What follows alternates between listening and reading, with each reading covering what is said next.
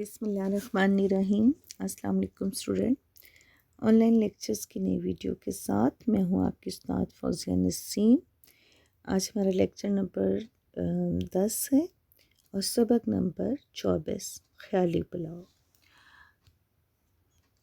सबक के लिए आपको कारवाने उर्दू किताब की ज़रूरत पड़ेगी, लेकिन आगे बढ़ने से पहले हमेशा की तरह मैं आपसे मुश्किल अल्फाज थोड़ी सी आपको पढ़ के सुनाऊँगी और आप उन अल्फाज को 2 दफ़ा ज़रूर पढ़ेंगे और इन अल्फाज के मानी लुग़त से तलाश कीजिएगा। पहला लफ्ज़ है चुटकी, कमबख्त, नखट्टू, काहिल, अहमक, सत्यानाश, माहिर, खुद कलामी, शेखियाँ, रसीद, शर्माते, बंदोबस्त, मासूमियत, फरमाबरदारी। इनमें से कुछ अल्फाज बच्चों आपने पहले पढ़ चुके हैं और कुछ अल्फाज आपने बिल्कुल भी नहीं पढ़े हुए। चुटकी असल में मतलब होता है जो आपकी उंगलियों, पहली उंगली, 2 अंगूठा और पहली उंगली जो है उसको जब मिला के आप बजाते हैं उसको चुटकी बोलते हैं। मुहावरा भी मशहूर है कि चुटकी बजाते ही कमबख्त कहते हैं कम नसीब, यानी जिसकी बख्त असल में किस्मत को कहते हैं और ये कोई अच्छा लफ्ज़ नहीं है। कमबख्त बोलना नहीं चाहिए, लेकिन चूँकि इसमें किताब में है, सबक में शामिल है, तो आपको बताया जा रहा है। निखट्टू निकम्मा इंसान जो होता है उसे कहा जाता है। काहिल ऐसा इंसान जो सुस्त हो, कोई काम जल्दी से तेज़ी से ना करता हो। अहमक बेवकूफ़ को कहते हैं। सत्यानाश यानी काम बिल्कुल ख़राब हो जाना, तबाही आ जाना। माहिर होता है अपने काम में बहुत ज़्यादा महारत रखने वाला इंसान। और ख़ुद कलामी अपने आप से गुफ्तगू करने वाला। शेखियाँ अपने आप को बहुत आला समझना, बढ़ा चढ़ा के अपने आप को पेश करना और दूसरों को कमतर समझना।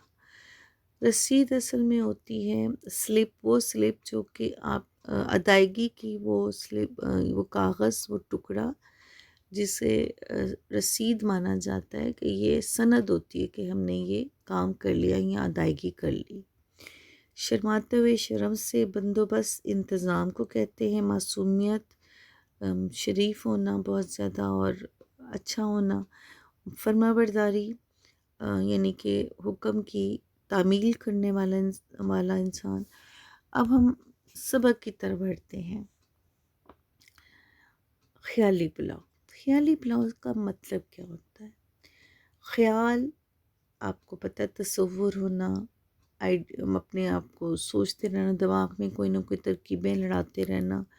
और पुलाव पकाना यानी कोई ना कोई नई सोच रखते रहना अपने दिमाग में, तो ज़मीन आसमान के क़िलाबे मिलाना और बहुत अच्छी सोच रखना या बहुत बढ़ा चढ़ा के अपने आप, ये नहीं कहा जा सकता, बल्कि ये कहा जा सकता है कि ख़्यालों में गुम होकर अपने आप को कामयाब तरीन इंसान समझना और दूसरों को कमतर समझना कि सब मेरे पीछे रह जाएंगे, मैं आगे बढ़ जाऊंगा और बहुत ज़्यादा कामयाबियाँ हासिल कर लूँगा। और हो सकता है कुछ उसके जो तसव्वुरात हो वाकई अमलन बहुत अच्छे हो, अगर काम करें उस पर तो बहुत अच्छे साबित हों, लेकिन हकीकत में कुछ ना करना, यानी सिर्फ सोचते रहना और उसमें कामयाबियाँ भी हासिल कर लेना, लेकिन अमलन कुछ ना करना, मेहनत की तरफ बिल्कुल ना जाना। पस मंज़र कहते हैं पीछे जो कहानी का जो कोई बैकग्राउंड होता है, यानी उसकी असल उसकी आदत या उसके बारे में थोड़ा सा तारुफ। शेख चिल्ली असल एक बेवकूफ़ नौजवान था। वो हद दर्जे काहिल था, काहिल और कामचोर था। काहिल होता है जो काम ना करने वाला, काम बिल्कुल, कामचोर का मतलब भी वही होता है। काहिल ज़रा सुस्ती में आ जाता है, हर काम करना भी तो बहुत सुस्ती से करना। मगर ख्याली पुलाव पकाने और शेखियाँ बिगाड़ने का माहिर था। उसका बूढ़ी माँ के सिवा और कोई ना था। माँ भी शेख चिल्ली की हरकतों की वजह से बहुत परेशान रहती थी اور چاہتی تھی کہ وہ کوئی کام کاج کر کے گھر کے حالات بدلے، مگر شیخ چلی کو تو صرف بڑے بڑے خواب دیکھنے کی عادت تھی۔ شیخ چلی کا اصل نام محمد رمضان تھا۔ کردار: ایک کردار ہے شیخ چلی ایک بیوقوف اور احمق نوجوان، اور دوسرا ہے ماں، شیخ چلی کی غریب اور بوڑھی ماں۔ بچوں، دراصل یہ ایک مکالمہ بھی ہے اور ڈرامہ بھی اس کو کہا جا سکتا ہے، کہ منظر کشی ہے، اس میں منظر بھی دکھایا جا رہا ہے، اور مکالمہ اس طرح ہے کہ اس میں آپ دیکھ رہے ہیں کہ دو کردار ہیں، دونوں آپس میں گفتگو کرتے ہیں، ایک جملہ ماں بولتی ہے تو دوسرا جملہ بیٹے کی طرف سے آتا ہے، یعنی شیخ چلی کی طرف سے آتا ہے۔ واضح رہے کہ یہ جو میں آپ کو بریکٹس میں آپ الفاظ دیکھ رہے ہیں، وہ الفاظ سارے تاثرات کہلاتے ہیں، جو مکالمے کا حصہ ہوتا ہے، اور آپ کو اس چیز کے بارے میں مکالمہ آپ کو کلاس میں سمجھایا جا چکا ہے۔ آتے ہیں جی سبق کی طرف۔ پہلا منظر شیخ چلی کا گھر۔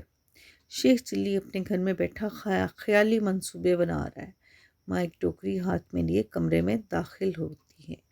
ماں غصے سے: ارے کم بخت، نکھٹو، سارا دن یوں ہی گھر میں پڑا رہتا ہے، کبھی کوئی کام کاج بھی کر لیا کر۔ شیخ چلی مسکرا کر: ناراض کیوں ہوتی ہیں امی جان؟ آپ دیکھیے گا ایک دن ایس آئے گا جب ہر جگہ آپ کے بیٹے کے چرچے ہوں گے۔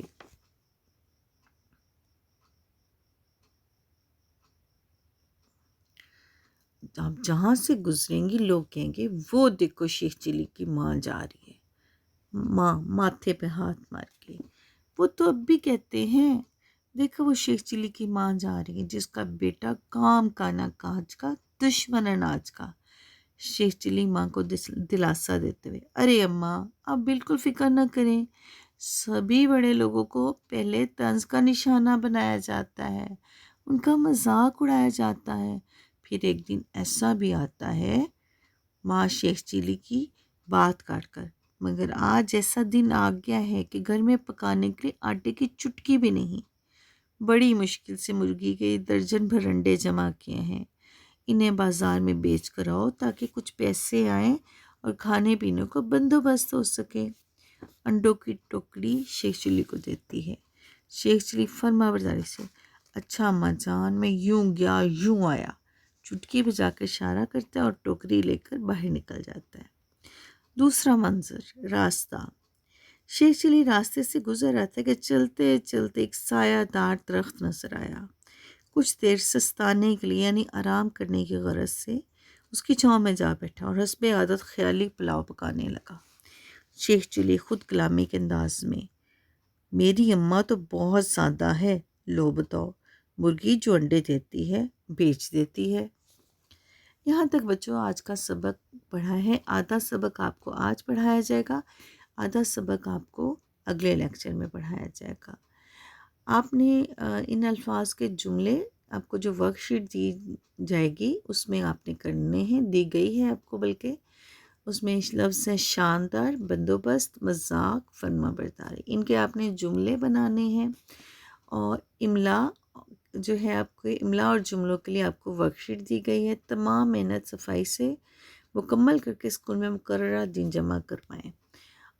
املا کے الفاظ ہیں چٹکی، کم بخت، نکھٹو، کاہل، ستیہ ناس، ماہر، خود کلامی، شیخیاں، رسید، شرماتے، معصومیت۔ اگلے لیکچر تک کے لیے بچوں مجھے اجازت دیجیے۔ اللہ حافظ۔